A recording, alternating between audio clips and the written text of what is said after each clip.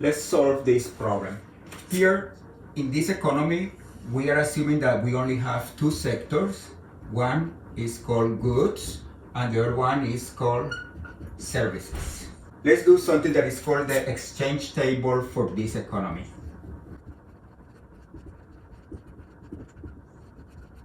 In this table, we're going to have two columns, goods and services, and we're going to have two rows, goods and services. And in the first column, we're going to decide what happened with the outputs coming from the goods. Notice that 20% of the outputs coming from the goods is used by the same sector, then we write 0.2 here, and 80% of the outcomes from the goods is used by the services sector. 80%, and here we write 80%.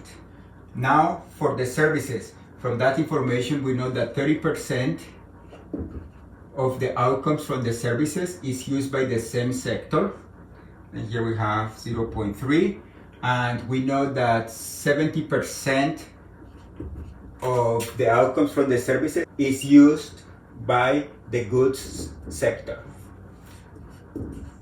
Notice that the sum of the numbers in each column is going to be 1. Now let's try to find the equilibrium prices.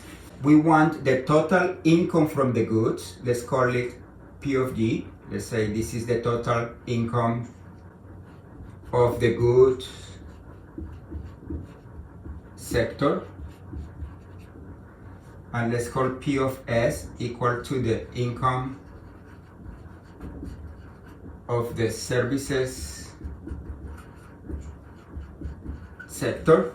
We want this total income of the goods sector to be equal to its expenses, but let's see how the goods sector spends its money. It spends 20% buying from its own outcome, then we have 20% of its own outcome, but it also requires 70% of the outcomes of the service, then that costs 0.7 times P of S.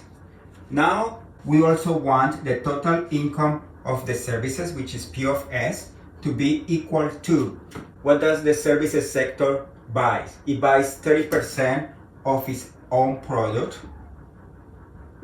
and it buys 80% from the goods sector.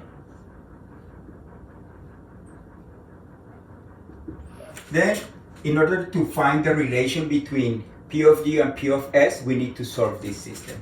Notice that if I move this to the right, I end up solving this system of equations. Negative 0.8 P of G plus 0.7 P of S equal to 0, and 0.8 P of G minus 0.7 P of S equal to 0. These two equations are essentially the same, and from here we get that P of S is equal to 0.8 P of G over 0.7, and therefore if, for example, we know that P of G is equal to $70 million, then the P of S is going to be equal to 0.8 over 0.7 times 70 million,